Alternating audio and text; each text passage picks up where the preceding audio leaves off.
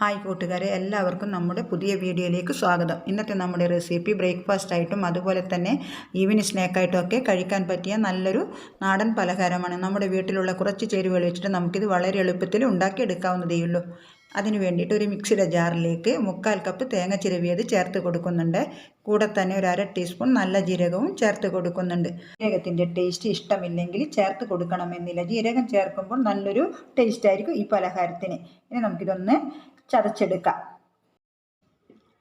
ഇപ്പം ഇവിടെ ചതച്ചെടുത്തിട്ടുണ്ട്. ഇതുപോലെ ഒന്ന് ചതച്ചെടുക്കണം. ഇനി നമുക്കിത് മാറ്റി വെക്കാം. ഇനി ഒരു പാൻ അടുപ്പത്ത് വെച്ചിട്ട് ഇതിലേക്ക് 1/4 കപ്പ് വെള്ളം ഒഴിച്ചു കൊടുക്കുന്നുണ്ട്. നമ്മളിവിടെ 1 കപ്പ് അരിപ്പൊടിയാണ് എടുക്കുന്നത്.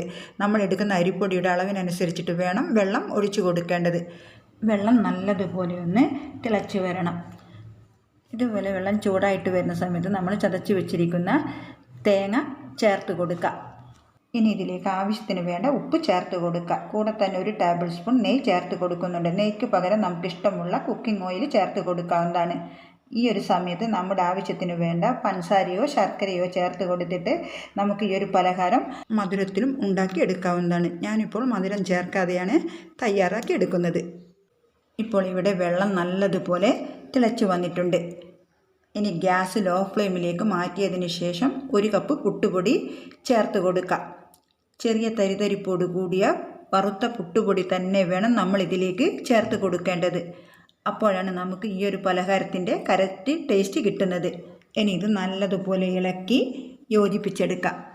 പിന്നെ നമ്മൾ എടുക്കുന്ന അരിപ്പൊടിക്കനുസരിച്ച് വെള്ളത്തിൻ്റെ അളവിൽ വ്യത്യാസം വരാൻ സാധ്യതയുണ്ട്. വെള്ളം കൂടുതൽ വേണമെന്നുണ്ടെങ്കിൽ ചൂടുവെള്ളം ഒഴിച്ചു കൊടുക്കാവുന്നതാണ്. ഞാനിവിടെ ഒഴിച്ചു കൊടുത്തിരിക്കുന്ന വെള്ളത്തിൻ്റെ അളവ് കറക്റ്റ് പാകത്തിനുള്ളതായിരുന്നു. ഇനി ഇത് നല്ലതുപോലെ മിക്സ് ചെയ്തെടുത്തതിന് ശേഷം നമുക്ക് ഗ്യാസ് ഓഫ് ചെയ്യാം. ഇപ്പോൾ ഇതിന് നല്ല ചൂടാണ്. ഇനി നമുക്കിത് ചൂടാറാനായിട്ട് മാറ്റി വെക്കാം. ഇപ്പോൾ നമ്മുടെ ഈ ഒരു മിക്സിന് ചെറിയ ചൂടാണ് ഉള്ളത്.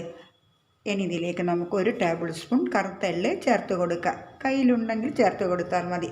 എന്നിട്ട് നന്നായിട്ടൊന്ന് മിക്സ് ചെയ്തെടുക്കുക. അതിനുശേഷം ഇതിൽ നിന്ന് കുറേശ്ശെ എടുത്തിട്ട് നമുക്കിഷ്ടമുള്ള ഷേപ്പിൽ പലഹാരം റെഡിയാക്കി എടുക്കാവുന്നതാണ്.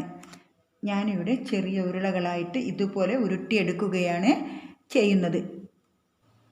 ഇനി നമുക്ക് ബാക്കിയുള്ളതും ഇതുപോലെ തന്നെ റെഡിയാക്കി എടുക്കാവുന്നതാണ്. ഇപ്പോൾ മിക്സ് മുഴുവനും ചെറിയ ചെറിയ ബോൾസാക്കി ഉരുട്ടിയെടുത്തിട്ടുണ്ട്. ഇനി നമുക്കിത് ആവിയിൽ വേവിച്ചെടുക്കണം. അതിന് വേണ്ടിയിട്ട് ഞാനിവിടെ 8 പാത്രമാണ് എടുത്തിട്ടുള്ളത്. 8 പാത്രത്തിൽ വെള്ളം നല്ലതുപോലെ തിളച്ച് വന്നിട്ടുണ്ട്.